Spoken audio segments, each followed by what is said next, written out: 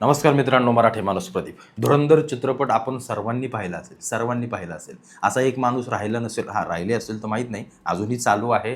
अजूनही तो चित्रपट पाहिला जातोय चित्रपटगृहांमध्ये. इतका भयंकर पद्धतीनं त्यानं धुमाकूळ घातलाय. भारतातच नाही, जगामध्ये विविध भाषांमध्ये अनेक लोकांनी तो पाहिला. ज्यांना भाषा कळत नाही त्यांनी देखील पाहिला. अनेक जण सर्च करतायत की काय नक्की इंडियाने पिक्चर बनवला आहे, काय नक्की भारताने हा चित्रपट बनवला आहे. इतकी उत्कंठ आहे. पाकिस्तान तर अख्खं वेडं झालं, अख्खं वेडं. त्या भिकाऱ्यांना तर असं वाटतं की आयला काय आपल्या पाकिस्तानचं नाव या चित्रपटामुळे मोठं झालं. कोण तो चौधरी, त्याच्यानंतर कोण ते बाकीचे जमाल, जमील, ही सगळी सगळी लोकांची नावं मोठी झाली. या चित्रपटादरम्यान कराचीमधलं लॅरी जास्तीत जास्त गुगलवरती सर्च झालंय. त्याची हिस्ट्री, त्या कराचीमधलं अंडरवर्ल्डचं या सगळ्या गोष्टी माहिती करून घेण्यासाठी इतकी उत्कंठ लोकांना होती की या सगळ्या गोष्टी इतक्या मोठ्या प्रमाणामध्ये सर्च झाल्या, ज्या आपल्या भारतीयांना कधी माहिती नव्हतं. याच वेळेला अजित डोवालांची ज्या काही व्हिडिओज होत्या, त्यांच्याविषयी जी काही माहिती होती ती देखील लोकांनी सपाटून वाचून काढली. कारण ते या सगळ्या गोष्टीमध्ये चर्चेत आले. जे मिशन्स होते, ज्या काही गोष्टी होत्या, प्रत्येकाने व्हिडिओज बनवले. मी आत्तापर्यंत धुरंधरवरती हा माझा पहिलाच व्हिडिओ असेल. पण ज्याने व्हिडिओ बनवले, ज्याने या सगळ्या गोष्टी केल्या, लोकांनी भरभरून त्याची माहिती घेतली. कारण लोकांना तो चित्रपट पाहिल्यानंतर इतकी उत्सुकता लागली, इतकी उत्सुकता त्यांची शिगेला गेली होती की हे नक्की काय आहे, ते पात्र नक्की कोण आहे, याने काय केलं, त्याने काय केलं, या सगळ्या गोष्टी लोकांनी चाळून काढल्या. धुरंधर 2ने काहीतरी 1700 की 1800 कोटी रुपयांचा गल्ला जमवला आहे. एवढा मोठा बिझनेस त्यांनी उभा केला आहे. आदित्य धर आणि यांनी स्टोरी जी लिहिली आहे ना, आणि ज्या प्रकारे या सगळ्या गोष्टी मांडल्यात, प्रत्येक गोष्टीचं सूक्ष्म निरीक्षण आणि सगळ्या गोष्टी करून लोकांपर्यंत पोहोचवल्यात, अप्रतिम अप्रतिम अप्रतिम. आज आपले भारतीय जागे झालेत. आज आपल्या भारतीयांच्यामध्ये जोश आलाय. अरे बापरे, एवढी मोठी मिशन झाली, चला आम्हाला माहितीच नाही का याच्याबद्दल.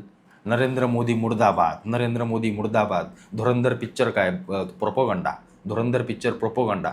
हे चमचे सांगणारे धुरंधर पिक्चर प्रोपोगंडा. त्या तुमच्या काय बापाची लॅरी होती का तिकडे जाऊन? ते तिकडचे जे मेले सगळे हे आतंकवादी, यांना मारलं किंवा या सगळ्या गोष्टी घडल्या, ते का तुमचे बाप होते का?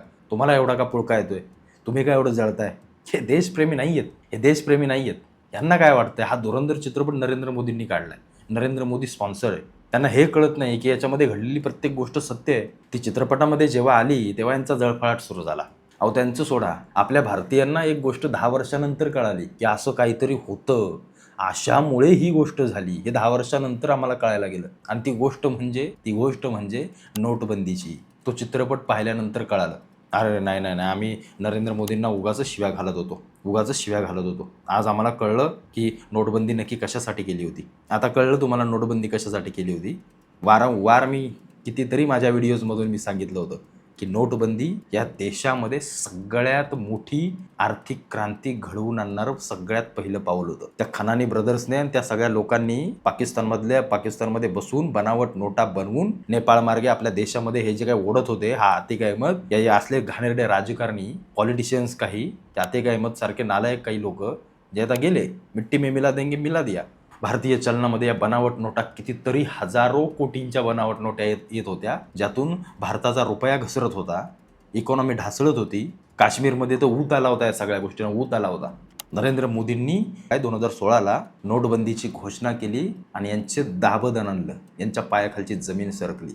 कारण त्यावेळेला 1000 आणि 500च्या नोटा चलनातून बाद झाल्या आणि त्यांनी जेवढं काही छापलं होतं आणि बनवलं होतं, काही नोटा रस्त्यामध्ये होता, काही भारतात घुसलेल्या होत्या, सगळ्या जाळून टाकल्या. तुम्ही आज ही व्हिडिओ काढा, नोटबंदीचा सर्च करा की कुठे कुठे असे काही घटना घडल्या जिथं नोटा जाळल्यात. तुम्हाला कळेल की ह्या नोटा का जाळल्या गेल्या, कुणी जाळल्या.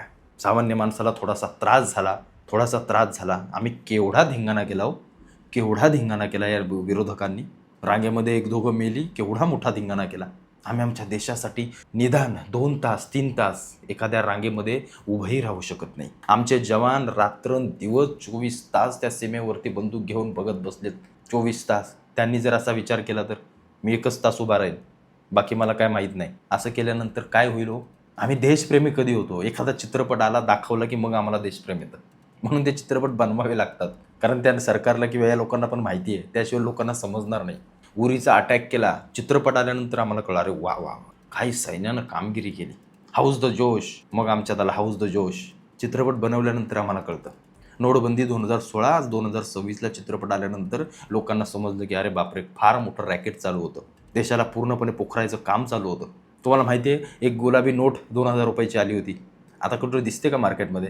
दिसते का? नाही. RBIने ते बंद केलं. का? कारण ती देखील नोट पाकिस्तानमध्ये बनवण्याचं काम तात्काळ त्यांनी सुरू केलं. कारण काय होत होतं, 2,000 रुपयाची एका नोटीमध्ये डायरेक्ट 2,000 रुपये म्हणजे 500च्या 4 नोटी. चलन मोठं, चलनाची जी काही किंमत आहे ती वाढली, त्याची संख्या कमी झाली, म्हणजे नोटीची जे काही छपाई करायचं काम आहे ते कमी झालं आणि त्याच्यामुळं या सगळ्या गोष्टी पुन्हा एकदा त्यांनी हातात घेतल्या. जसं लगेच भारतीय एजन्सीजना समजलं, लगेच गुलाबी नोट गायब. अनेक जण टीका करू लागले. आता काय झालं? कुठे गेली? काय झालं? अरे थांबा ना जरा, थांबा ना. प्रत्येक गोष्टीत काहीतरी स्ट्रॅटेजी आहे ना, काहीतरी करतायत ना. अजित डोवाल साहेब बसलेत, जयशंकर साहेब बसलेत, नरेंद्र मोदी आहेत. काहीतरी त्यांच्या डोक्यात चालू आहे ना, की काय करायचं आहे, काय नाही करायचं आहे. तुम्हाला घरात बसल्यानंतर बाजूच्या घरात काय चाललं आहे तुम्हाला समजतं का? नाही समजत ना. देश चालवायचा आहे. देशामध्ये कुठं कुठं काय काय चालू आहे, कोण ISIC एजंट आहेत, काय चाललं आहे, कुठे काय नक्की घडतं आहे, कुठं काय चालू आहे, बाहेरचा देश आपल्याविषयी काय गोष्टी करतो आहे का, आपली पूर्णपणे काम करते सगळीकडे. हे सगळे एजंट आपले फिरतायत, जे पूर्णपणे लक्ष ठेवून आहेत. काहीतरी करतायत ना. ती काही येडी आहेत का माणसं तिथं जाऊन बसलेत? एक भारतीय म्हणून थोडासा धैर्य घ्या ना, थोडासा धैर्य घ्या.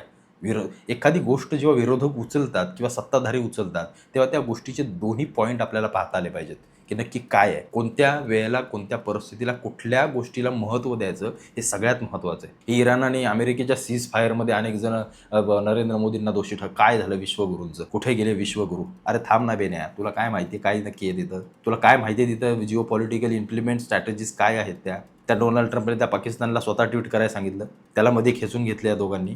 तू जरा कर पुढे ये, म्हणजे आम्हाला म्हणजे आम्ही थांबतो असं दाखवू आपण. त्या मूर्ख आहेत का नरेंद्र मोदी हे जे बाकीचे लोक सगळे बसलेत? मूर्ख आहेत का? ज्या देशाला एकेकाळी काँग्रेसच्या काळामध्ये कोणी विचारत नव्हतं, पंतप्रधान मनमोहन सिंग बाजूला बसायचे आणि सोनिया गांधी पंतप्रधान असल्यासारख्या संपूर्ण जगभर फिरायच्या, त्या देशाची आज प्रतिमा काय आहे तुम्हाला माहिती आहे का?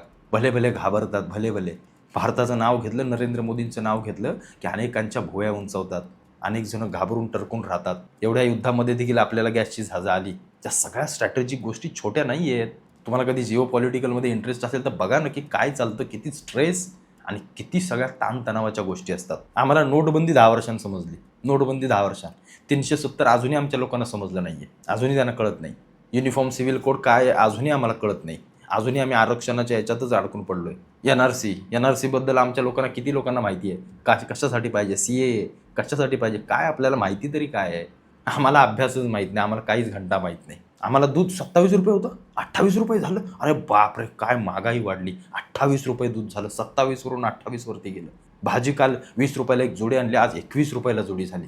आम्ही याच्यात अडकून पडलोय. म्हणजे मला कधी कधी हसायला येतं, की आज हा फालतू विचार करणारे मराठे आमचे, किंवा आम्ही मराठ्यांची सगळे आम्ही वंशावळी आणि किंवा आम्ही सगळी मुलं त्यांची, त्यावेळेला आमचे मराठे भाजी 20 रुपये, 40 रुपये, जोडी 10 रुपयांनी असल्या गोष्टी करत अटकेवरती नाही गेले. त्यावेळेला त्यांची एजन्सी कशी असेल, त्यावेळेला त्यांच्या स्ट्रॅटेजीज कशा असतील, कसं युद्ध खेळलं जायचं, काय नक्की करायचं आहे, काय प्लॅनिंग करायचं आहे.